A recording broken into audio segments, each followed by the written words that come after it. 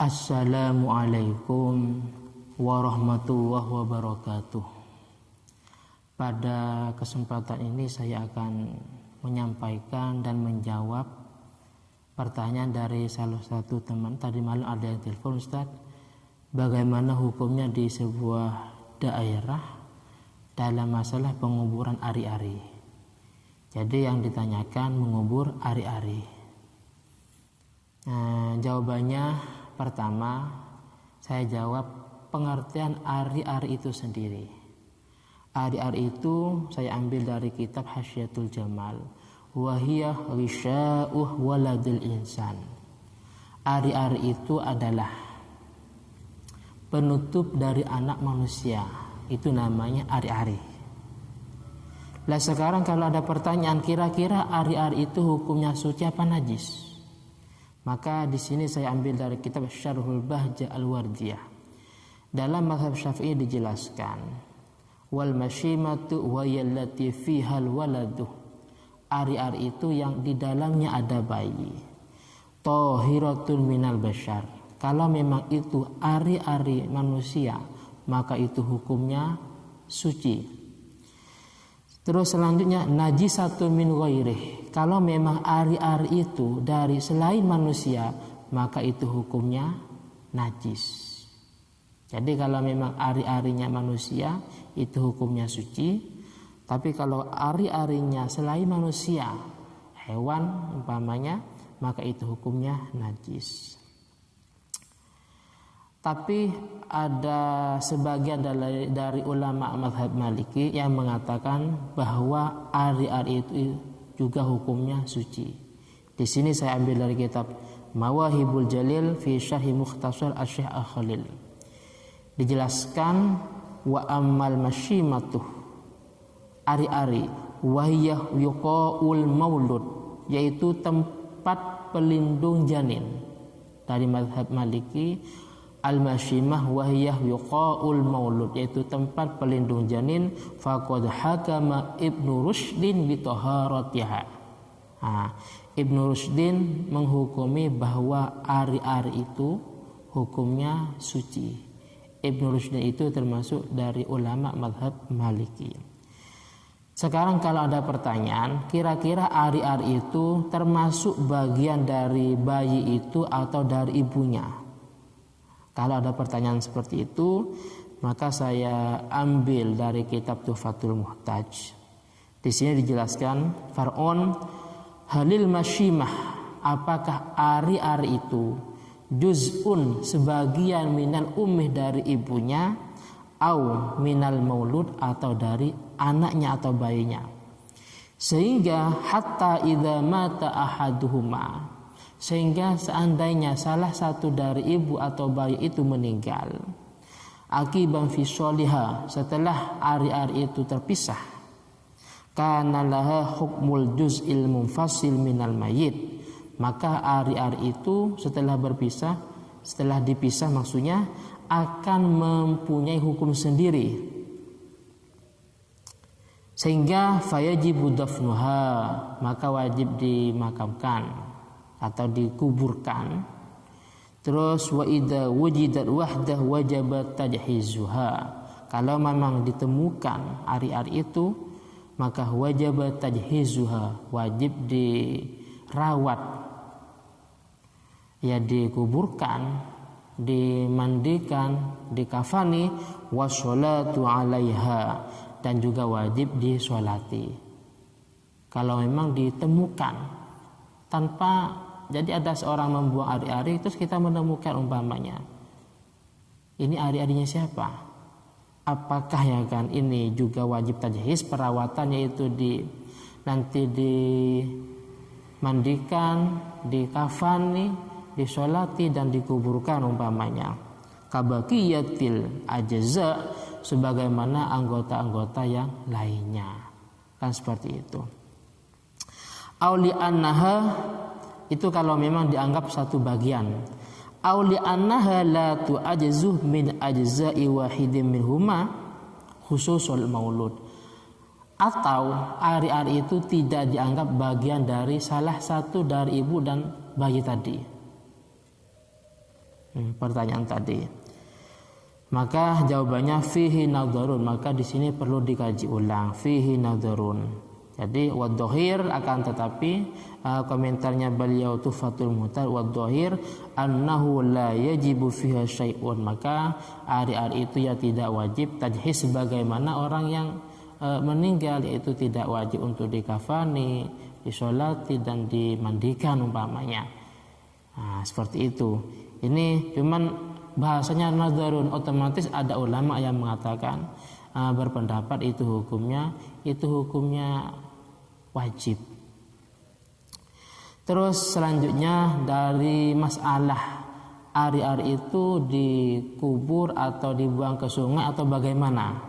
Karena di satu daerah dengan daerah yang lain ini mesti ada perbedaan tradisi. Mungkin sebagian daerah itu ari-ari itu dikubur, terus mungkin dibuang ke sungai atau yang lainnya.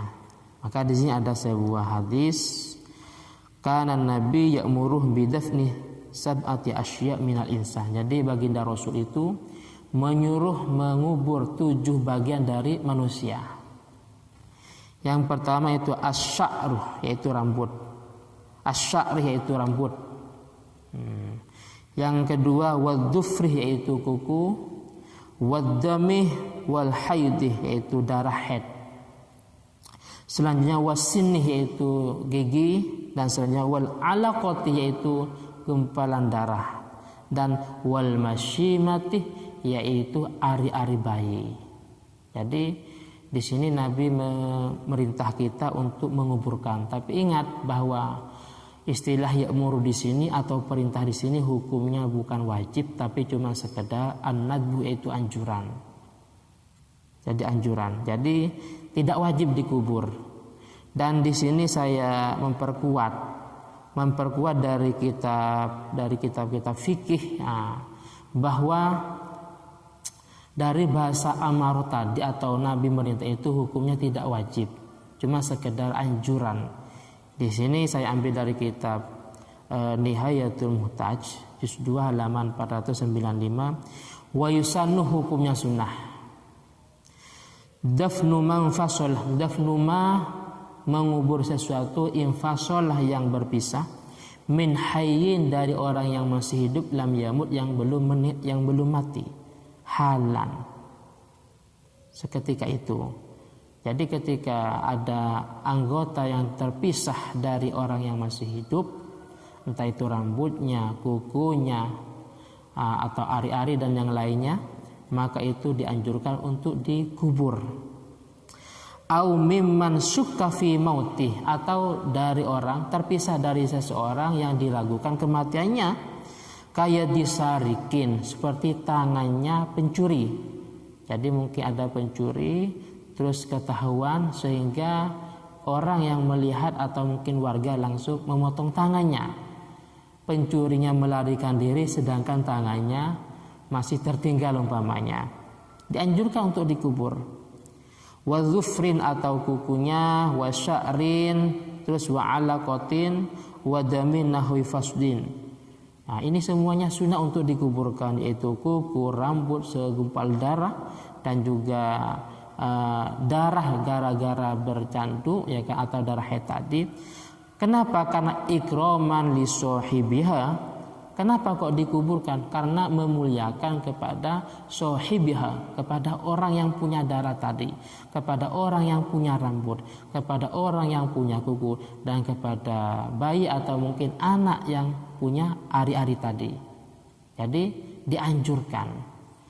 Oleh karena itu dalam masalah ari-ari yang dibuang ke sungai, itu hukumnya ya enggak menjadi masalah, tapi hukumnya makruh. Karena yang dianjurkan itu dikubur.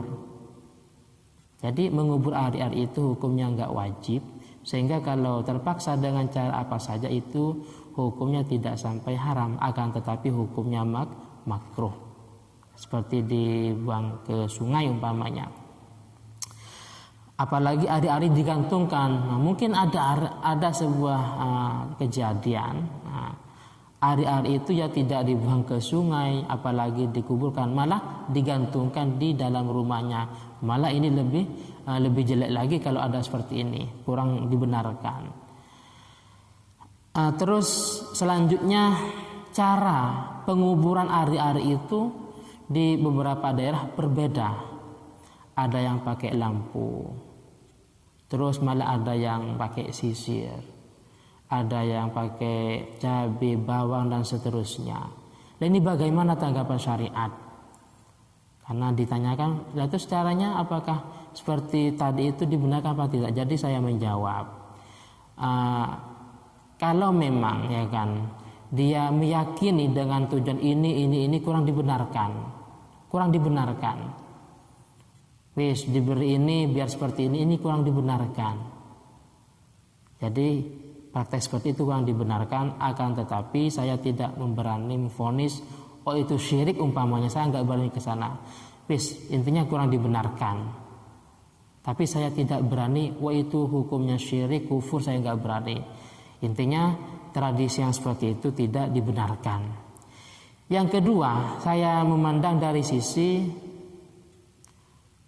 dalam meletakkan bawang, cabai, terus sisir dan yang lainnya itu kira-kira apa manfaatnya? Manfaatnya apa?